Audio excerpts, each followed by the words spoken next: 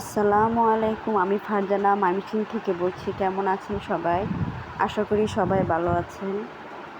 আজ শুক্রবার দুপুর থেকে শুরু করে দিলাম আজকের ব্লগ। তো অফ ক্যামেরায় রান্নাবান্না সব করে ফেলেছি, ঘর পরিষ্কার করে ফেলেছি। এদিকে আমার হাজব্যান্ড আর ছেলে নামাজে গেছে, আয়সা তারা খাওয়া দাওয়া করবে। তো এদিকে আমি একটু আপনাদের দেখিয়ে দিচ্ছি। আজকের দুপুরের মধ্যে সব কাজ শেষ করে ফেলেছি। তো যে রান্না শেষে বাড়িঘর সব ক্লিন করে নিলাম, নিজেকেও ফ্রেশ লাগছে। কাজ শেষ হয়ে গেলে যেমন মনে হয় যে সব কিছুই সহজ, কাজ শেষ না হওয়া পর্যন্ত কঠিন মনে হয় কখন কাজ শেষ হবে।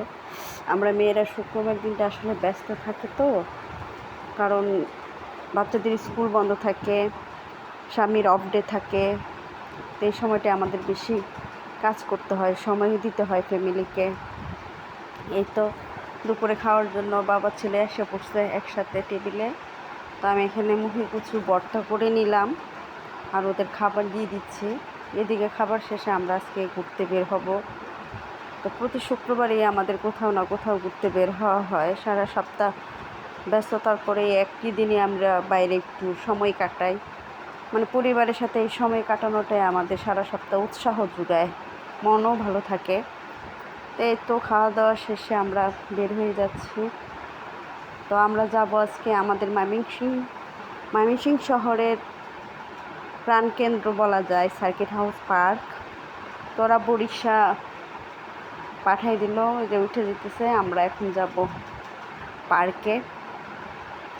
তো যেতে যেতে আপনাদের আমাদের এই শহরটা একটু দেখিয়ে দিই, আমাদের ময়মনসিংহ শহরটা কেমন।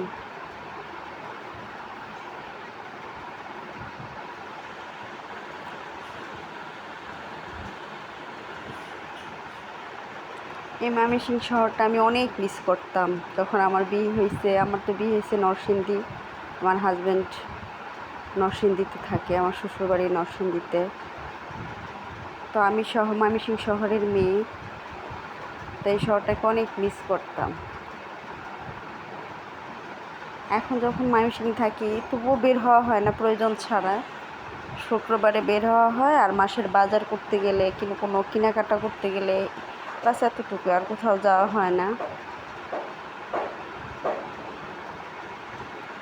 এই তো পার্কের কাছাকাছি আমরা চলে আসছি। পার্ক এরিয়া ঢুকে গেছে। এরিয়াটা অনেক বড়, অনেক বড়।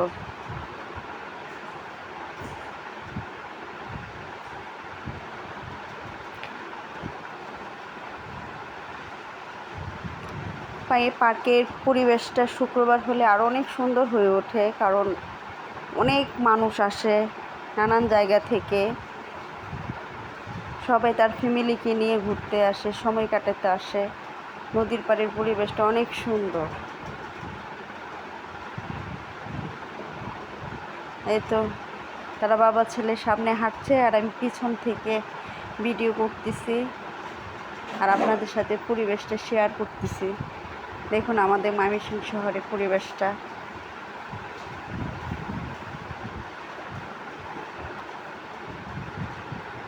আর পার্কে নানান ধরনের স্টল বসেছে, স্টলে নানান ধরনের জিনিস নিয়ে বসেছে হকার।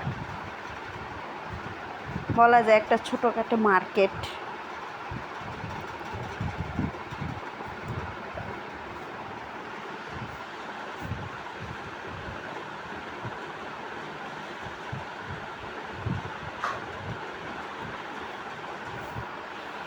এই দেখেন, এগুলা নারিকেলের শক্ত অংশ দিয়ে তৈরি করা শোপিসগুলো অনেক সুন্দর।